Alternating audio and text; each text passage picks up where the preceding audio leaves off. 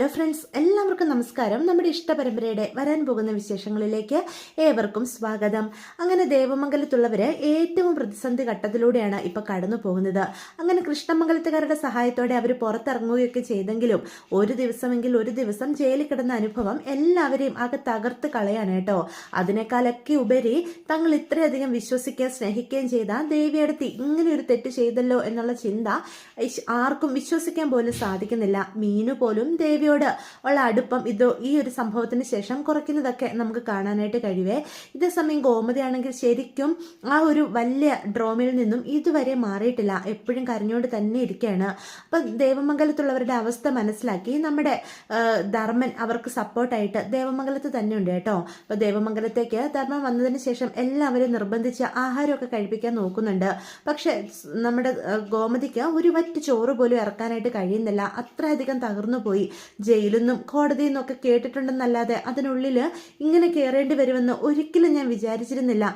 എൻ്റെ സ്വന്തം മകളെ പോലെ കരുതിയല്ലേ ഞാൻ അവളെ. എന്നിട്ട് അവൾ ഇങ്ങനെ ഒരു ചതി ഈ കുടുംബത്തോട് ചെയ്തല്ലോ എന്നൊക്കെ പറഞ്ഞ് തലയ്ക്ക് കൈ കൊടുത്താണ് ഗോമതി കരയുന്നത്.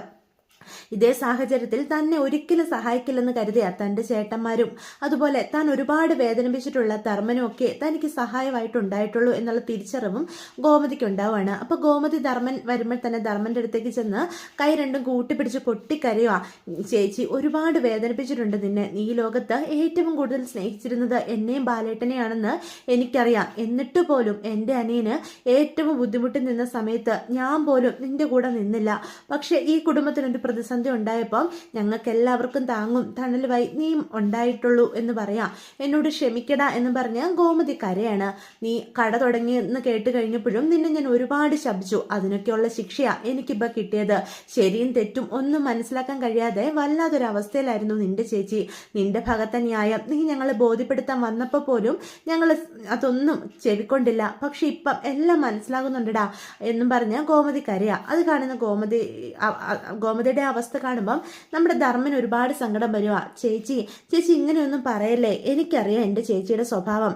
ആ സമയത്ത് എന്നോട് ദേഷ്യത്തിൽ എന്തു പറഞ്ഞെങ്കിലും പിന്നീട് അതോർത്ത് എൻ്റെ ചേച്ചി വിഷമിച്ചിട്ടുണ്ടാകുമെന്നും എനിക്കറിയാം. അതൊക്കെ കഴിഞ്ഞു പോയില്ലേ. ഞാൻ കട തുടങ്ങുകയും ചെയ്തു. അന്നിവിടെ വന്ന് സംസാരിച്ചപ്പം എനിക്ക് സങ്കടം ഉണ്ടായി. അത് ശരിയാ, നിങ്ങളാരും എന്നെ മനസ്സിലാക്കിയിട്ടില്ലല്ലോ എന്നോർത്ത്. പക്ഷെ ഇപ്പൊ എനിക്ക് നല്ല സമാധാനമുണ്ട്. ചേച്ചിക്ക് ഇപ്പോഴെങ്കിലും തിരിച്ചറിവ് ഉണ്ടായല്ലോ, അത് മതി ചേച്ചി. പക്ഷെ ചേച്ചി ഇങ്ങനെ തകർന്ന് നിൽക്കരുത്. അത് കാണാനുള്ള ശക്തിയൊന്നും എനിക്കില്ല. എൻ്റെ ചേച്ചി ദേവമംഗലത്തിന്റെ ശക്തിയാ, ഇവിടുത്തെ നെടുന്തൂണ. ഇവിടെയുള്ള എല്ലാവരെയും നേരെ നിർത്തേണ്ടത് ആരാ? ചേച്ചിയല്ലേ. ഇപ്പൊ തന്നെ അളിയന്റെ അവസ്ഥ ചേച്ചി കാണുന്നുണ്ടോ? ആകെ തകർന്നടിഞ്ഞ അവസ്ഥ. അളിയനെ കടയിലേക്കൊക്കെ പറഞ്ഞു വിടണ്ടേ എന്ന് ചോദിക്കാം. അളിയന്റെ ഒരു ആയുസിന്റെ കഷ്ടപ്പാടാ ഗോമതി സ്റ്റോർ. അത് ചേച്ചിക്കും അറിയാവുന്ന കാര്യമല്ലേ. അതങ്ങനെ ഇട്ടുതല്ലി കളയാൻ പറ്റുമോ? ഇങ്ങനെ എല്ലാവരും ഓരോ മൂലയിൽ ചടഞ്ഞുകൂടി ഇരുന്ന് കഴിഞ്ഞാൽ എങ്ങനെയാ ശരിയാവുക? കഴിഞ്ഞത് കഴിഞ്ഞു. നിങ്ങളെല്ലാവരും നിരപരാധിയാണെന്ന് എല്ലാവർക്കും ബോധ്യപ്പെടുകയും ചെയ്തു. പിന്നെ എന്താ ചേച്ചി എന്ന് പറയാം. അപ്പൊ ധർമ്മന്റെ വാക്കുകളൊക്കെ വീണ്ടും ഗോമതിയിൽ കുറ്റബോധം ഉണ്ടാക്കുകയാണ് കേട്ടോ. അപ്പൊ ഗോമതി ആണെങ്കിൽ കരയും. എൻ്റെ മോനെ, നിന്നെ ഞാൻ ഒത്തിരി തെറ്റിദ്ധരിച്ചല്ലോടാ എന്നും പറഞ്ഞ് ഞാൻ ഒരുപാട് വേദനിപ്പിച്ചുവെന്നും എനിക്കറിയാം. നീ എന്നോട് ക്ഷമിക്കണ. എനിക്ക് നിന്നോട് ക്ഷമ ചോദിക്കാനേ പറ്റുള്ളൂ എന്നും പറഞ്ഞ് കരയാണ് കേട്ടോ. ഇതേസമയം നമ്മുടെ ആര്യനും ആകെ തകർന്ന അവസ്ഥയിലാണ് കേട്ടോ. അപ്പം ഇത്ര ഓരോന്നൊക്കെ പറഞ്ഞ് ആര്യനെ സമാധാനിപ്പിക്കുന്നുണ്ടെങ്കിൽ പോലും തന്റെ കുടുംബത്തിനുണ്ടായ ഈ വലിയ ദുരന്തം ആര്യനെ അത്രയധികം തകർത്ത് കളഞ്ഞിട്ടുണ്ട്. 2-3 ദിവസം കൊണ്ട് എത്ര ആപത്തിലൂടെയാ ഈ കുടുംബം കഴിഞ്ഞു പോയത്. അച്ഛനും അമ്മയൊക്കെ ആകെ തകർന്നു പോയി. ഏടത്തിക്ക് എങ്ങനെ സാധിച്ചു അച്ഛനും അമ്മയുടെയും വാക്ക് കേട്ട് ഈ കുടുംബത്തിനെതിരായിട്ട് ഗാർഹിക പീഡനത്തിന് കേസ് കൊടുക്കാൻ? നമ്മൾ എത്ര കാര്യമായിട്ടാ ഏടത്തിയെ നോക്കിയിരുന്നത്. അവരിതെല്ലാം മറന്നു പോയല്ലോ. മനുഷ്യൻ ഇത്രയും സ്വാർത്ഥയാകാൻ കഴിയുന്നത് എങ്ങനെയാ എന്നൊക്കെ ആരും ചോദിക്കുകയാണ്. സത്യം പറഞ്ഞാൽ ഒരുപാട് സ്നേഹിക്കുകയും വിശ്വസിക്കുകയും ചെയ്യുന്നവരെല്ലാം ഈ കുടുംബത്തിന് ദ്രോഹമേ ചെയ്തിട്ടുള്ളൂ. എന്നും ശത്രുസ്ഥാനത്ത് നിർത്തിയിരുന്ന കൃഷ്ണമംഗലത്തുള്ളവരാ ഇവിടെ ഒരാവശ്യം വന്നപ്പോൾ സഹായിക്കാനുണ്ടായിരുന്നുള്ളൂ. തൻ്റെ അച്ഛനും കൊച്ചച്ഛനും ഒക്കെ സഹായിച്ചില്ലായിരുന്നെങ്കിൽ എന്താകുമായിരുന്നു അവസ്ഥ? ഇപ്പോഴും ഈ കുടുംബത്തെ താങ്ങി നിർത്തുന്നത് ആരാ? ഈ കുടുംബത്തിൽ നിന്ന് വേദനിച്ച് ഇറങ്ങിപ്പോയ മാമനില്ലായിരുന്നെങ്കിൽ എന്താകുമായിരുന്നു അവസ്ഥ എന്നൊക്കെ ആരും ചോദിക്കുകയാണ്. അപ്പം മിത്ര പറയും, കഴിഞ്ഞത് കഴിഞ്ഞു പോയ ആര്യ. ഇനിയും അതോർത്ത് നമ്മൾ സങ്കടപ്പെട്ട ഒരിക്കലും നമുക്ക് സമാധാനം കിട്ടില്ല. നമുക്ക് മുന്നോട്ട് ജീവിച്ചല്ലേ പറ്റൂ. ആരും ഇങ്ങനെ തകർന്നു പോകരുത് എന്ന് പറയാം. ഏടത്തിയോട് നമ്മൾ ആരും ഒരു തെറ്റും ചെയ്തിട്ടില്ല, അതെല്ലാവർക്കും ബോധ്യപ്പെട്ടല്ലോ. ഏടത്തിയുടെ അച്ഛനും അമ്മയും ആണ് കള്ളങ്ങൾ പറഞ്ഞ് ഈ കുടുംബത്തെ വഞ്ചിച്ചത്. അത് ബോധ്യപ്പെട്ടതുകൊണ്ടാണല്ലോ എല്ലാവർക്കും ജാമ്യം കിട്ടിയത്. ഇനിയെങ്കിലും സമാധാനത്തിലിരിക്കുക എന്ന് മിത്ര പറഞ്ഞ് മനസ്സിലാക്കുകയാണ് കേട്ടോ. പക്ഷെ മിത്ര എന്തൊക്കെ പറഞ്ഞിട്ടും ആര്യന് ശരിക്കും ദേഷ്യം വരുന്നുണ്ട്. ഏട്ടൻ അവർക്ക് ഡിവോഴ്സ് നോട്ടീസ് അയച്ചപ്പോൾ പോലും അത് വേണ്ട എന്ന് ഏട്ടനോട് വാദിച്ചവനാ ഞാൻ. പക്ഷെ ഏട്ടനെടുത്ത തീരുമാനമായിരുന്നു ശരി. ആ കുടുംബത്തെ ഇനിയും ഈ കുടുംബത്തോട് ചേർത്ത് നിർത്തി കഴിഞ്ഞാൽ ഈ കുടുംബത്തിന് ദോഷങ്ങൾ മാത്രമേ സംഭവിക്കുകയുള്ളൂ. സ്വന്തം നേട്ടത്തിന് വേണ്ടി ആരെയും ചതിക്കാൻ ഒരു മടിയുമില്ലാത്തവരാ ആ ഉദയഭാനു ശ്രീകലയും. അതിപ്പോ നമുക്ക് ബോധ്യപ്പെട്ടല്ലോ. ഈ കുടുംബത്തെ ഇത്രയധികം ചതിക്കുകയും വഞ്ചിക്കുകയും ഒക്കെ ചെയ്തിട്ടും യാതൊരു കുറ്റബോധവും ഇല്ലാതെയല്ലേ വീണ്ടും സ്വന്തം മകള് ഇവിടെ പീഡനത്തിനിരയായെന്നും പറഞ്ഞ് അവർ കള്ളക്കേസ് കൊടുത്തത്. എങ്ങനെ സാധിച്ചു അവർക്ക് ഇങ്ങനെയൊക്കെ ചെയ്യാൻ എന്ന് ചോദിക്കാം. അപ്പൊ മിത്ര പറയും, മനുഷ്യനൊക്കെ ഇങ്ങനെയാ, സ്വന്തം നേട്ടത്തിന് വേണ്ടി എന്തും ചെയ്യാൻ മടിയില്ലാത്തവരാ എന്ന് നമ്മുടെ മിത്രയും പറയാൻ കേട്ടോ. പക്ഷെ എല്ലാവരും നമ്മളെപ്പോലെ സ്നേഹവും സത്യസന്ധതയും കൂടി ജീവിക്കുന്നവരാണെന്നൊന്നും നമുക്ക് കരുതാൻ പറ്റില്ലല്ലോ. എതിരെ നിൽക്കുന്നവന്റെ മനസ്സിൽ എന്താണെന്ന് മനസ്സിലാക്കാൻ നമുക്ക് സാധിക്കില്ലല്ലോ എന്നൊക്കെ പറഞ്ഞ് ബോധ്യപ്പെടുത്തുന്നുണ്ട് കേട്ടോ. ഇതേസമയം ആകാശം നല്ല ദേഷ്യത്തിലാണ്. ഇനി ആനന്ദേട്ട് പറഞ്ഞാൽ പോലും ദേവിയടത്തേക്ക് ഈ കുടുംബത്തിലൊരു സ്ഥാനം കൊടുക്കാൻ പറ്റില്ല എന്ന് മീനുവിനോട് ആകാശം പറയുന്നുണ്ട്. ഇനി അവരുടെ ഒരു കാര്യത്തിലും നീ ഇടപെടാൻ പോകരുത്. എനിക്കറിയാം നീ അവർക്ക് എപ്പോഴും ഒരു ആശ്വാസമാകാൻ ശ്രമിച്ചിട്ടുണ്ട്. പക്ഷെ അപ്പോഴൊന്നും ഞാൻ നിന്നെ ചോദ്യം ചെയ്യുകയോ എതിർക്കുകയോ ഒന്നും ചെയ്തിട്ടില്ല. പക്ഷെ ഇനിയും ആ കുടുംബം നമ്മുടെ കുടുംബത്തിലേക്ക് വരാൻ പാടില്ല. അതെനിക്ക് ഇഷ്ടമല്ല എന്ന് ആകാശം മീനുവിനോട് തീർത്തു പറയണം കേട്ടോ. അപ്പം മീനും ആകെ തകർന്ന് തന്നെയാണ് നിൽക്കുന്നത്. അപ്പം നമ്മുടെ ബാലന്റെ അവസ്ഥ ഇതിലും വലിയ പരിതാപകരമാണ്. മറ്റുള്ളവരെ അഭിമുഖീകരിക്കാൻ കഴിയാതെ ബാലനാണെങ്കിൽ വീട്ടിൽ തന്നെ ചടഞ്ഞുകൂടി ഇരിക്കുകയാണ്. അപ്പോൾ കടയിലൊന്നും ബാലൻ പോകുന്നില്ല. നാട്ടുകാരുടെ ചോദ്യങ്ങളൊന്നും ബാലന് നേരിടാനായിട്ട് സാധിക്കുന്നില്ല. അപ്പം ബാലന്റെ അടുത്തേക്ക് നമ്മുടെ ധർമ്മം ചെല്ലുന്നുണ്ട്. അളിയൻ ഇങ്ങനെ തുടങ്ങരുത്, കടയിൽ പോകണം, അവിടെ ഇപ്പം രാമേട്ടൻ മാത്രമല്ലേ ഉള്ളൂ, രാമേട്ടനെ കൊണ്ട് ഒറ്റയ്ക്ക് അതൊക്കെ ചെയ്യാനായിട്ട് സാധിക്കുമോ എന്ന് പറയാം. അപ്പം നമ്മുടെ ധർമ്മന്റെ സംസാരം കേൾക്കുമ്പോൾ ബാലൻ ഒരുപാട് കുറ്റബോധം തോന്നുക. മോനെ ധർമ്മ, നിന്നെ ഞാൻ ഒരുപാട് വേദനിപ്പിച്ചിട്ടുണ്ട്. നിന്റെ മനസ്സറിയാതെ ഞാൻ എന്തൊക്കെയോ പറഞ്ഞു പോയിട്ടുണ്ട്, നിന്നെ വെല്ലുവിളിച്ചിട്ടുണ്ട്.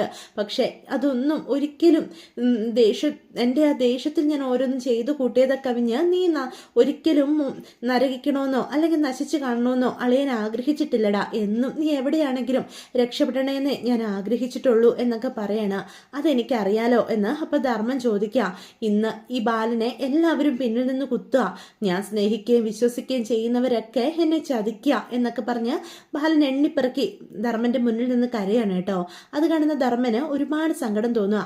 അളിയൻ ഇങ്ങനെ തകർന്നു പോകരുത്. ഈ കുടുംബത്തിന്റെ നെടുന്തൂൺ അളിയനല്ലേ, എല്ലാവരെയും നേർവഴിക്ക് നയിക്കേണ്ട ആള് അളിയനല്ലേ. ഇങ്ങനെ എല്ലാവരും ഓരോരോ മൂലയിൽ കൂടിയിരുന്നാൽ ഈ കുടുംബത്തിന്റെ അവസ്ഥ എന്താകും? ഗോമതി സ്റ്റോറിന്റെ അവസ്ഥ എന്താകും? നമ്മൾ ഒരു തെറ്റും ചെയ്തിട്ടില്ല, നാട്ടുകാരെ അഭിമുഖീകരിക്കാൻ നമ്മൾ ഭയക്കുന്നത് പിന്നെ എന്തിനാ എന്ന് ചോദിക്കാണ്. അളിയൻ പഴയ പോലെ ഗോമതി സ്റ്റോറിൽ പോകണം. ആരെങ്കിലും എന്തെങ്കിലും ചോദിച്ചുകൊണ്ട് വന്നു കഴിഞ്ഞാൽ അവർക്കുള്ള മറുപടിയും കൊടുക്കണം. ആരോ ചെയ്ത തെറ്റിന് നമ്മൾ എന്തിനാളിയാ ശിക്ഷ അനുഭവിക്കുന്നത്? ഒരു തെറ്റും ചെയ്യാതെ ഇപ്പൊ തന്നെ ഒരു ദിവസം ജയിലിൽ കിടന്നു എന്നും കരുതി ജീവിതം അവസാനിപ്പിക്കേണ്ട കാര്യമൊന്നും ഇല്ലല്ലോ. ജീവിതം അവസാനിക്കേ ഇല്ല, നമുക്ക് മുന്നോട്ട് ഇനിയും ജീവിതമുണ്ട്. അതുകൊണ്ട് അളിയൻ സമാധാനത്തോടെ ഇരിക്കണം. ഈ കുടുംബത്തെ താങ്ങായി നിർത്തേണ്ടത് അളിയനാ എന്നൊക്കെ പറഞ്ഞ് ധർമ്മൻ അറിയാവുന്ന രീതിയിലൊക്കെ നമ്മുടെ ബാലനെ ആശ്വസിപ്പിക്കാനും അതുപോലെ തന്നെ മനസ്സ് മററ്റാനും ഒക്കെ ശ്രമിക്കുന്നുണ്ട് കേട്ടോ. ഇതേസമയം ബാലൻ പറയുന്നുണ്ട്, എനിക്ക് വയ്യ ധർമ്മ, ഇത്രയും കാലം ഗോമതി സ്റ്റോർ ബാലൻ എന്ന് പറഞ്ഞാൽ ഈ നാട്ടിൽ എല്ലാവർക്കും അത്രയേറെ അഭിമാനമായിരുന്നു, സ്നേഹമായിരുന്നു, ബഹുമാനമായിരുന്നു. പക്ഷെ ഇന്ന് അതുണ്ടോ എന്ന് ചോദിക്കുകയാണ്. ഇന്ന് കോടതിയും കേസുമായിട്ട് നടക്കുന്ന ഈ കുടുംബത്തെ ഇനി നാട്ടിലുള്ളവര് എങ്ങനെയാ കാണുക എന്ന് ചോദിക്കുക. അത് കേൾക്കുന്ന ധർമ്മം പറയുന്നുണ്ട്, അളിയൻ എന്തിനാ അങ്ങനെയൊക്കെ ചിന്തിക്കുന്നത്? അളിയനെയും ഈ കുടുംബത്തെ അറിയുന്ന ആരും നിങ്ങളെ കുറ്റക്കാരാക്കാൻ പോകുന്നില്ല. എങ്ങനെയാ അളിയന്റെ സ്വഭാവമെന്ന് ഇവിടെ എല്ലാവർക്കും അറിയുകയും ചെയ്യാം. അളിയൻ ആരെയും ഭയക്കണ്ട, അളിയൻ സമാധാനത്തോടു കൂടി കടയിൽ പോകണം എന്ന് പറഞ്ഞ് നിർബന്ധിക്കുകയാണ് കേട്ടോ.